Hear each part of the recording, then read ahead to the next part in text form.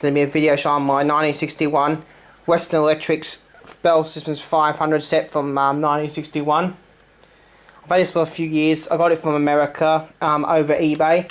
It took a very long time to get from America to here when I bought it because of the shipping and why it takes so long. It has some numbers on the base. That's its original date. 75 when it was refurbished, but 1961 is when it was made. It was sold off by AT&T in 1984. The only thing not original, or two things are not original to this phone, and I know what is not original because I've done it myself. This black cable is a new cable. It came with a horrible standard grey RJ11 cable. And the microphone in here was original. It was all crackling and doing all that nonsense you get from an old carbon mic. But I can have a spare mic line back from an old other Western phone of mine. So I just put it in to make this phone work on my CNET. Now, I'm not demonstrating this on my landline service. I'm doing it via the CNET because if I do it via CNET, you'll get the United States ringing cadence because of my Grandstream ATA. These are actually painted up, but once you learn how to set these up by things or watching it up on YouTube, these are dead similar setup. Once you look a few YouTube videos on, I'm going to set up mine. It took me 5 months to figure this out until I looked up a YouTube video and I figured it out. Once I figured out what the settings did, I knew which one to set it onto Andy Shed's CNET server. He's my exchange operator for this CNET. This phone's fully functioning. Ring my other number here. It should ring the Ericsson next to me.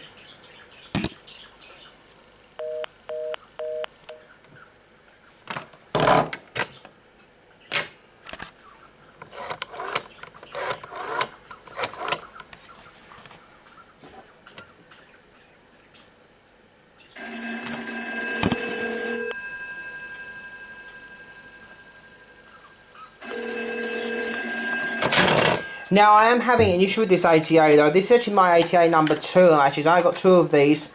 One was playing up, like it kept cutting out after 15 minutes of talking to my friend Andy on the phone, so I was certainly judging this is one. But I didn't want my line except outgoing calls for some funny reason, and I don't understand why. There's the dial tone on the Ericsson phone, that's on 231. It should ring, hopefully.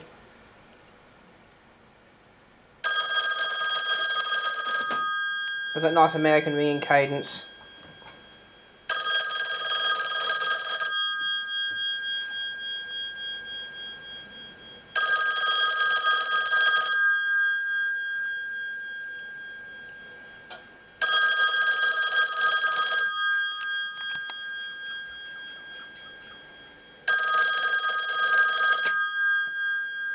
Yeah, that's lifted up and it connected the line. That's one reason why I use the Grandstream ATA, because it allows rotary pulse dialing, loop disconnect, and it also does the American ringing cadence, what makes it good for this Western Electric set. I do keep this actually in the kitchen most of the time on the CNET because it works great with the Grandstream ATAs. The only thing I've got to do is just figure the dial. It did come with an original dial label in this phone. The dial label it's in there is a one I made up with a picture offline actually to make it up. So the original one is in that phone. Let me get a flat blade screwdriver, I'll show you that.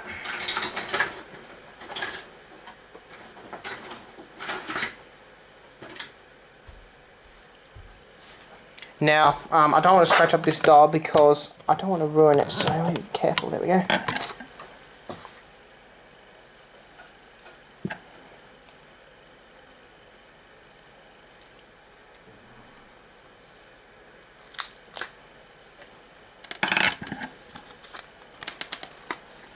There's the dial card from America, what came with the phone.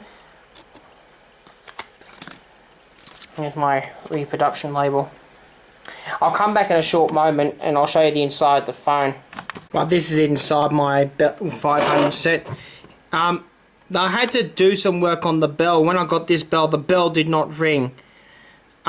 It was completely knackered. For some reason, the capacitor on the circuit board, it was not working inside the network. Didn't work. It wouldn't ring the bells on the Australian phone system. That's the network. I've converted this phone to be 2-wire. To work on the 2-wire system, so it doesn't need the white wire for the bell. I will tell you a thing about American phones. If people aren't aware about the 1500 plus the 2500 set, the push button one of this. It does matter which way you connect your green and red wire to the network. If you connect it up at the dial, the push button keeper doesn't work. You have to reverse the line legs around because the push ones only work with the polarity of the line the right way around. If you have it in reverse, the keepers don't work. I told my friend Andy from Andy's Shed Channel, they didn't know anything about that, about keepers working like that. He was surprised when I told him he didn't even know about that problem. These type of phones have their push button seats. When they're dial phones like this, you don't have to worry too much about that. Now that capacitor I put in is to make the bell ring because it doesn't ring otherwise on my system. I should actually glue that down so it doesn't move, but it does work. It's not doing any damage. I do have the other 4 cables went to this bell in my spare parts drawer. If I want to convert this phone back to original state as it was when I got it. Here's your dial.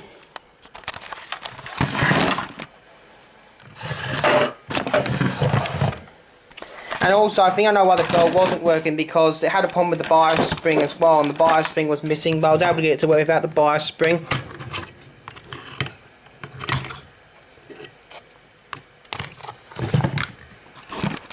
There's the dial.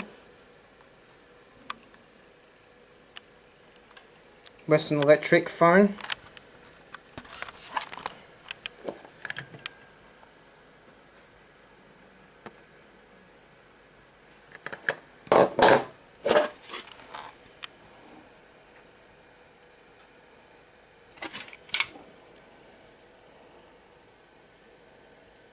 It does say 1975 on the case though, so the case might have been updated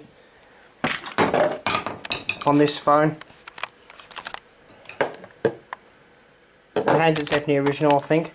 But that's a video showing my Bell Systems 1961 Western Electric 500 set.